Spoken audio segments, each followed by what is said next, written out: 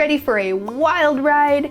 The first 30 days with your new puppy is going to feel like a roller coaster. There's going to be puppy cuteness, but also potty accidents. And there's going to be sweet puppy breath, but also a lack of sleep, and it's maybe for both of you. You're going to have some days when you just don't know which end is up. You're going to wonder if you'll make it to doggy adulthood with your sanity intact. Now, I'm here to tell you that you will make it through. Today, we're going to go through the first 30 days with your new puppy. Now, of course, not all puppies are the same, and some of you might bring home a younger puppy or an older puppy. So I just want you to take this advice with just a little wiggle room and apply it to your own situations as you see fit. But I have raised a lot of puppies and guided thousands of people through puppy training, so I've got a pretty good idea of what you're going to experience. So day 1 through 4 is really just about your puppy settling in and becoming more comfortable with their environment. He's gone through a huge change by leaving the mama dog and litter mates, so I want you to have a lot of patience as he figures out his new home. You're going to want to provide some structure by starting to watch the schedule and get him out frequently for potty breaks. And you're going to want to try to get him down for a nap only after a short wake window, usually an hour or an hour and a half. And if you don't have one yet, I want you to get a snuggle puppy and an Adapto, which can help him transition a little easier into your home and into his crate. So during these first few days, it's going to be normal if your puppy isn't taking treats or eating much. And as long as he's eating a little bit and drinking, he's going to be fine. If he's pooping and peeing, it means something is getting in and that little body is going to be right on track. These first few days, you might not get as much sleep as you normally do. The puppy might not be comfortable being alone yet, so your regular coffee dates or walk with friends or just your gym time might be a little altered. We don't recommend leaving your puppy home alone until he's comfortable in his crate and can sleep well when you're not in the room. So for some puppies, that does happen pretty quickly, and others, they need a little more help. If your puppy is not loving the crate just yet, I want you to check out this next video. If you've seen it and you're ready to start on the crate games, they're in our online training program. Now I know it's going to be tempting, but I do not recommend letting your puppy sleep in bed with you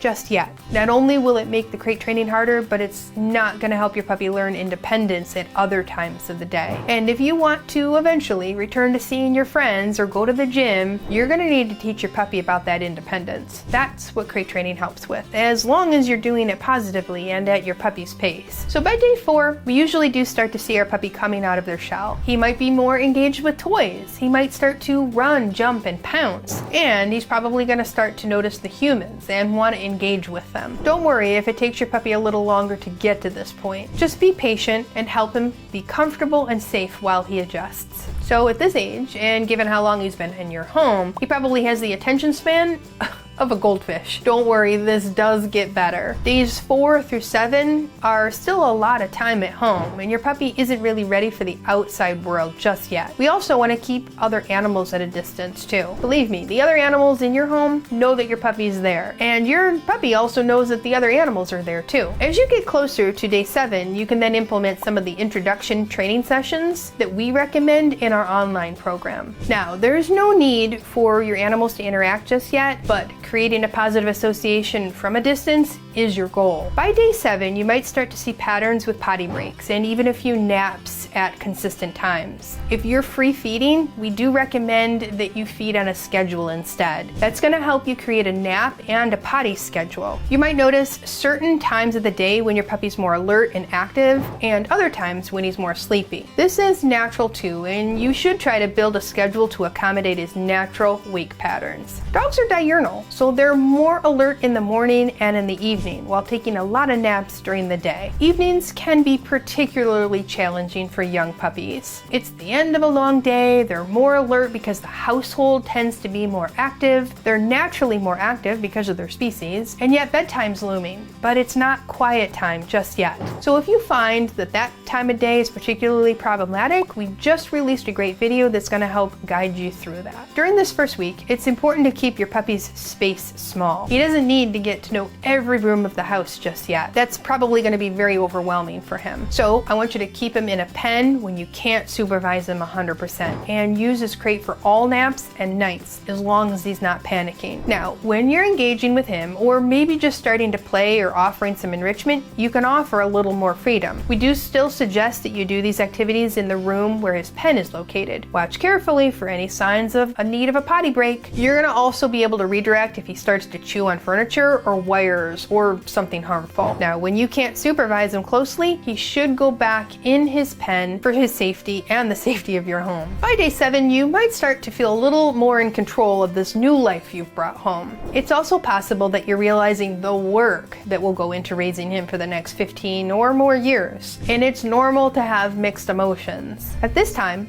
it's a great idea to start on some fun and easy training games like the name game, Bump It, and Sit from our online course. He's not really ready for those complex leash skills just yet or recall, but he is learning new things, so be sure to reward for behaviors you like. By day 7, you should be on an established feeding schedule, and if you haven't added in crate games, now's the time to start. Your puppy might be doing fine in the crate, but we still recommend the games to maintain that good progress. If crate training is not going well, then the games can change your puppy's association with the crate and make it feel like a really nice, cozy, safe place for sleeping. This is also the time to start introducing new things that your puppy will experience in his lifetime. I suggest things like grooming tools, brushes, some things that might be scary like vacuum cleaners or blenders, or exciting things like doorbells. Now, if you can start to introduce these things now from a distance where the noises are quiet, it's going to help your puppy have a lifetime of confidence with new things. Make sure these exposure sessions are positive so they are beneficial. And if you push too far too fast, you could create fear and anxiety. All right, we may be up to about day 14, somewhere in here now. By now, you're probably starting to see a full schedule emerge, especially if you're doing meals on specific schedules, like 3 times a day. You're probably starting to see more playfulness in your puppy, and you might be ready to proof those training games you've already started. That means doing them in new areas and adding in distractions. Depending on how your puppy's doing with his or her attention span, you might be able to add in a few minutes to each session, or maybe squeak out 1 extra session per day. Around this time, we're going to start to see puppies get a little bit more curious. And if your puppy was attached to your hip for the first few weeks, you might now start to see him or her wander off a bit and maybe not come back when you call like he used to. You've probably experienced what we call early puppy compliance, which is not to be confused with your puppy knowing those skills like a reliable recall. So I want you to keep up with the training, even if it appears that he knows the skill. He needs the practice, I assure you. This is definitely the time to continue that early socialization that you've been doing at home. So if your puppy has had their second vaccination, you can set up a puppy meet and greet with another dog that's the right temperament for your puppy. You can start to introduce him or her to other things in the outside world, maybe even go into a parking lot so he can watch people from a distance. You can bring the outside world into your home by opening doors or windows to just let in some new smells, and you can also bring in interesting things from other parts of your town or your city. I want you to put them in what we call a sniff box so your puppy can check them out without the hazard of consumption. All right, by day 21, you might be feeling a little more comfortable about your puppy ownership, and you're probably starting to pick up on the unique signals your puppy gives off when he has to go potty, or if he's tired, or if he's ready to play. Have you been watching your puppy like a scientist? You should be. I always tell my students that what you reward will persist. So that means if you are paying attention to or accidentally rewarding behaviors you don't like, such as biting, this behavior will get stronger and become a habit. If you reward things you like, such as chewing on his bone or sitting when he approaches you, these things will become a habit in a good way. So pay close attention to the things that you do after you see the behavior, and make sure you're rewarding the things you really want. Now, around this time frame, we might see a few things crop up. This includes biting, or it could also be what we call the puppy blues or regret. This can be a challenging time for some puppy owners and their puppies, but it's not impossible, and you don't have to guess about what to do. I want you to check out a few of my videos on these topics and consider getting even more guidance from our online puppy training program.